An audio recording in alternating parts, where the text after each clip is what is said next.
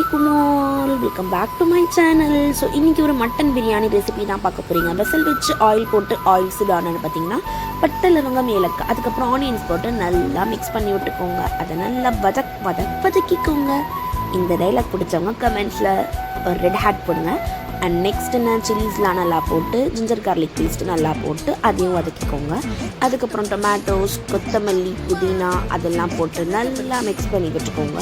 And next என்ன, மஞ்சள் தூள், மிளகாத்தூள், உப்பு.